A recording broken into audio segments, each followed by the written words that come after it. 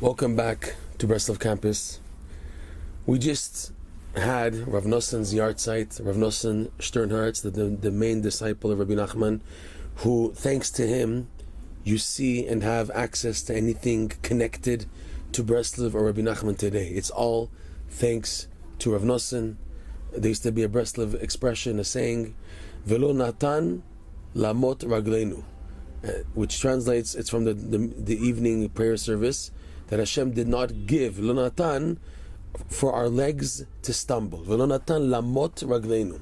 And the Breslovers would read it like this: Velo Noson, were not for Reb Noson, the Tav and the Sav is the same, right?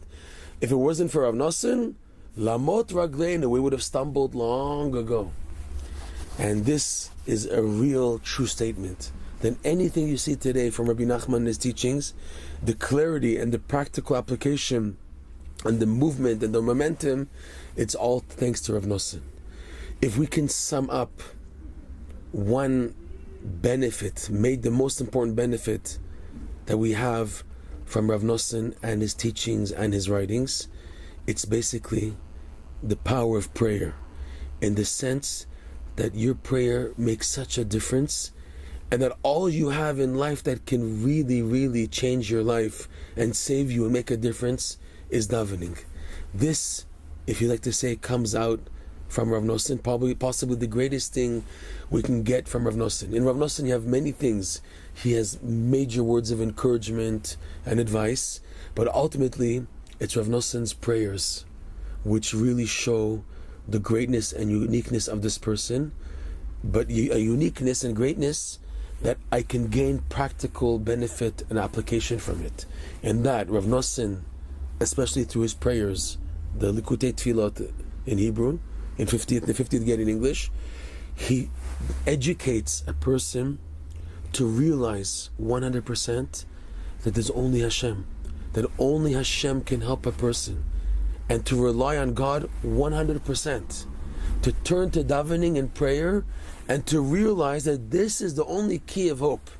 If anything, this is the main message of Reb Noson, to instill in people that you have only God to turn to.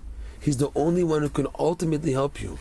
Even the tzaddik, the greatness of the tzaddik is here to teach you and educate you to believe in the power of prayer. It's not, okay, I can do what I want, I go to the tzaddik and he'll do all the davening for me. It's not that. The tzaddik, what he wants of a person is that you should change, that you should begin to daven. What's the chokhmah? What's the advantage? Okay, I don't do anything. I go to the tzaddikim, let them do all the work for me. That's not how it works. Rabbi Nachman says, no, I want you guys to become tzaddikim. And this was clearly reflected from Reb Noson and his power. He used the power that he got from Rabbi Nachman to instill people with faith and belief and trust that it's only prayer to Hashem that's going to get a person somewhere. Like Reb Noson himself said, that or a person didn't daven enough, or he didn't daven at all. Those are the only two reasons why a person doesn't get to where he has to get to in life. It boils down to prayer. But prayer, not just lip service, like we said, it's really realizing and relying totally on the power of prayer. If anything, this is one of the greatest gifts that we have from Reb Noson. Reb Noson's legacy is the power of prayer.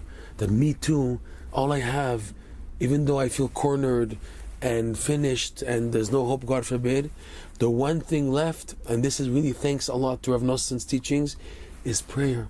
But prayer from my heart, prayer to God that all I have, Hashem, is to turn to you. This attitude, this strength is basically the greatest gift that we have left from Reb Noson and his teachings on a practical level.